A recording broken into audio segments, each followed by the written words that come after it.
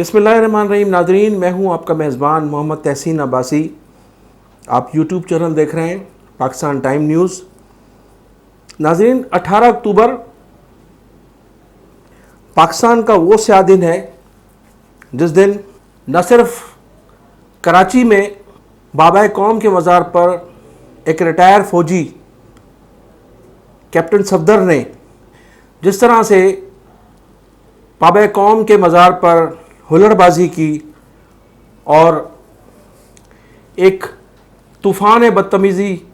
کا مظاہرہ کرتے ہوئے نعرے بازی کی اور اس مقدس جگہ کی بے حرمتی کر کے دنیا میں جگ ہسائی کی. اس تمام واقعات کے بعد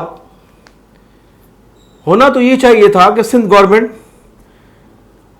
اس بدتمیز شخص کو گرفتار کرتی، جیل میں ڈالتی، اس کے خلاف مقدمات درج کیے جاتے، لیکن شام تک ایسا نہیں ہوا. رات ڈھلنے کے بعد جب ہمارے قانون نافذ کرنے والے اداروں نے اس حساس معاملات کا طاہرانہ جائزہ لیا اور جائزہ لینے کے بعد یہ فیصلہ کیا گیا کہ پولیس کو اس بات پر آمادہ کیا جائے کہ کیپٹن صفدر نے جو کچھ کیا وہ پوری قوم کے لیے تکلیف دہ عمل ہے اور اس عمل کی سزا اس کو ضرور ملنی چاہیے. لیکن کئی گھنٹے گزر جانے کے باوجود نہ تو سندھ گورنمنٹ نے اس پر ایکشن لیا اور نہ ہی پولیس نے. تمام لوگ خواب خرگوش کی نیند سوتے رہے اور جب ہمارے قانون نافذ کرنے والے اداروں نے اس پر عمل درآمد کرانے کے لیے آئی جی سندھ سے رابطہ کیا اور انہیں ان کی ذمہ داری کا احساس دلایا کہ یہ معاملات بڑے حساس ہیں، قومی نوعیت کے معاملات ہیں، اگر ہم اپنے بابائے قوم کی عزت نہیں کریں گے، اس کے تقدس کا خیال نہیں کریں گے تو اور کون کرے گا. کیپٹن صفدر کی جو ہرزہ سرائی تھی یا جو ہلڑ بازی تھی، اس سے نہ صرف ہمارے 22 کروڑ عوام کی دل آزاری ہوئی بلکہ ہمارے دشمن ملک ہندوستان میں جو میڈیا نے جس قسم کی طوفان بدتمیزی برپا کی اور حضرت قائد اعظم محمد علی جناح کے نام پر اور ان کے مزار کے حوالے سے جس قسم کے تجزیے کیے گئے اور جس قسم کی گفتگو رہی وہاں کے تجزیہ نگاروں کی، وہ بھی ہمارے لیے باعث شرم اور ندامت کی بات تھی. لیکن پاکستان کی ان بڑی سیاسی جماعتوں نے جو پی ڈی ایم میں شامل تھی، کسی بھی لیڈر نے کیپٹن صفدر کی اس حرکت پر کوئی ندامت کا اظہار نہیں کیا، نہ ہی اس عمل کی مذمت کی گئی، بلکہ قانون نافذ کرنے والے اداروں کی جانب سے جب پولیس کو مجبور کیا گیا اور پولیس کو یہ احساس دلایا گیا کہ یہ آپ کی ذمہ داری ہے جو آپ پوری نہیں کر رہے ہیں، یہ آپ کو ذمہ داری پوری کرنی چاہیے، تو اس پر پورے ملک میں واویلا مچایا گیا اور بڑا شور و غوغا ہوا کہ جناب آئی جی صاحب کو اغوا کیا گیا ہے اور آئی جی کو اغوا کرنے کے بعد انہیں فلاں جگہ لے جایا گیا اور انہیں مجبور کیا گیا. عجیب صورتحال سامنے آئی. تمام سندھ کے متعدد پولیس افسران نے اپنے استعفے پیش کیے. بعض لوگوں نے چھٹیوں پہ جانے کا فیصلہ کیا کہ ہم ان حالات میں کام نہیں کر سکتے. وزیر اعلیٰ سندھ جنہیں اس تمام واقعات کا علم تھا، انہوں نے پوری طرح سے اس موقع سے فائدہ اٹھاتے ہوئے پولیس کے ساتھ بھرپور تعاون کیا اور تعاون کرنے کے بعد صورتحال ایسی پیدا ہوئی کہ پورا ملک جو تھا وہ ایک سراسیمگی کی صورت میں تھا. ایک طرف عوام تھی جو قائد اعظم کے مزار پر ہونے والی ہلڑ بازی اور طوفان بدتمیزی پر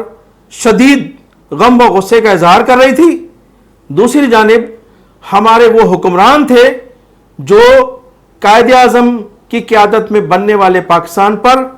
ہمیشہ حکمرانی تو کرتے آئے ہیں، لیکن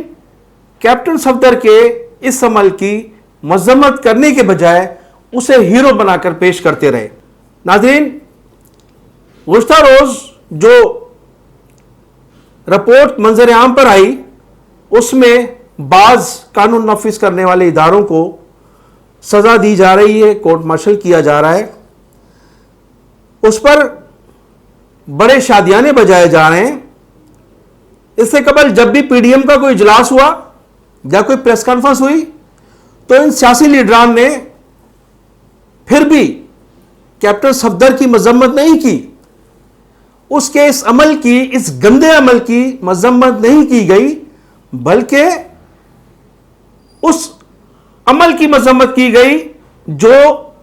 جو ہمارے قانون نافذ کرنے والے اداروں نے پولیس کو، سندھ پولیس کو احساس دلانے کی کوشش کی تھی۔ اگر پولیس اپنی ذمہ داری پوری نہیں کرے گی تو انہیں سمجھانے کے لیے آسمان سے فرشتے نہیں آئیں گے، انہیں پھر قانون نافذ کرنے والے ادارے ہی انہیں سمجھائیں گے، پھر وہ کسی بھی زبان میں سمجھائیں۔ تو آج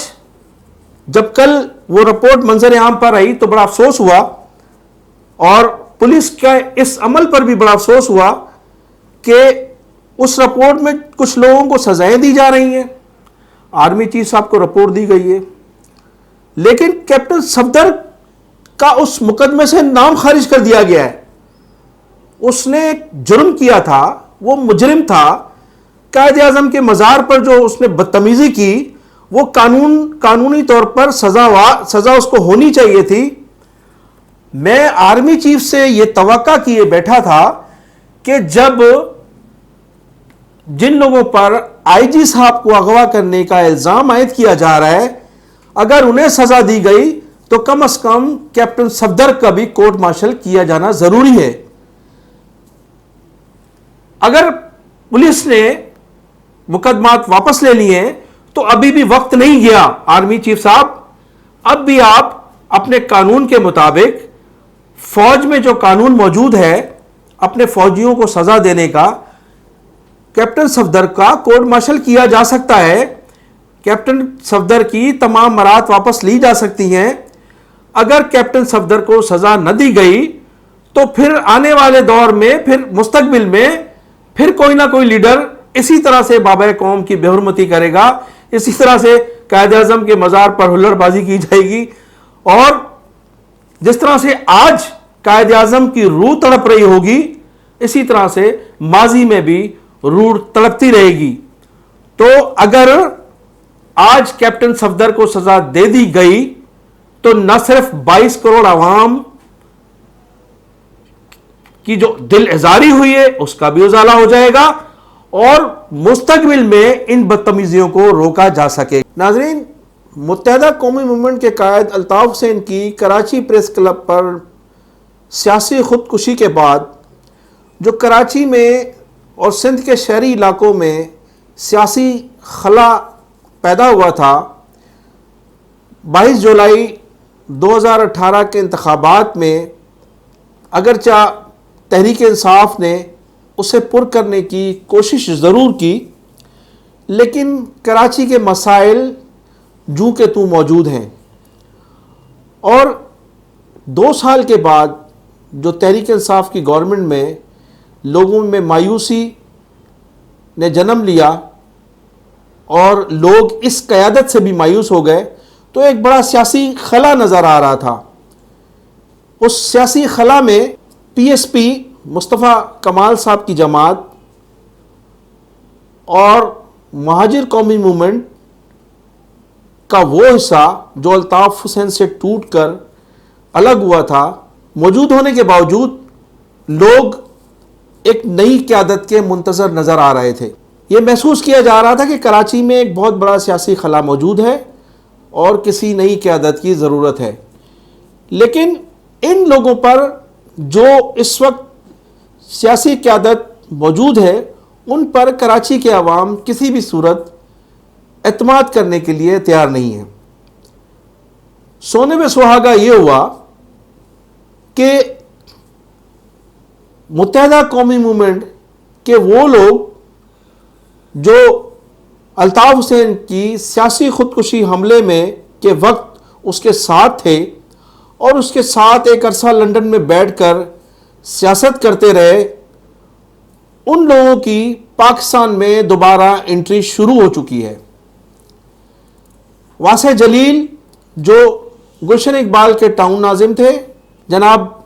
حیدر عباس رضوی، اور ایک سابق صوبائی وزیر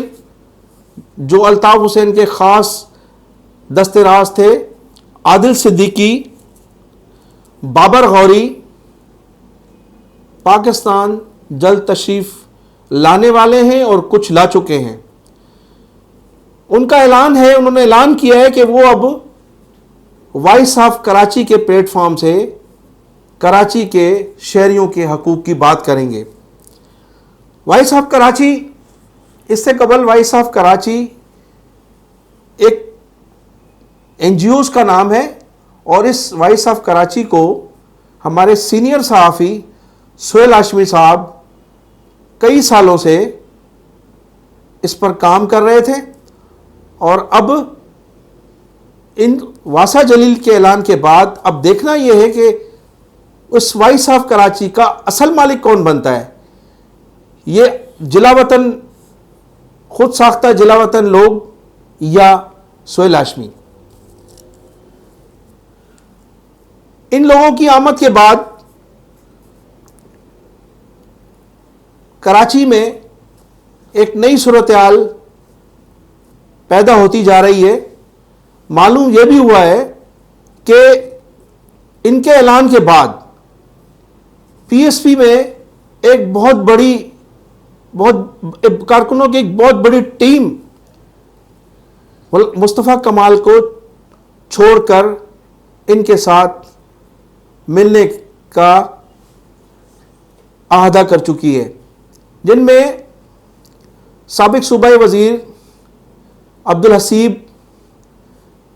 رضا ہارون اور وسیم احمد کھل کر یہ اعلان کر چکے ہیں کہ وہ وائس آف کراچی کے پلیٹ فارم سے آئندہ سیاست میں حصہ لیں گے اور کراچی کے حقوق کی بات کریں گے۔ ناظرین، دیکھنا یہ ہے کہ آنے والے دنوں میں یہ لوگ جو ایک طویل عرصہ تک الطاف حسین کی قیادت میں کراچی کی عوام پر حکمرانی کرتے رہے، لیکن کراچی کے مسائل جوں کہ توں موجود رہے اور آج بھی موجود ہیں، عوام ان پر دوبارہ اعتماد کرتی بھی ہے یا نہیں۔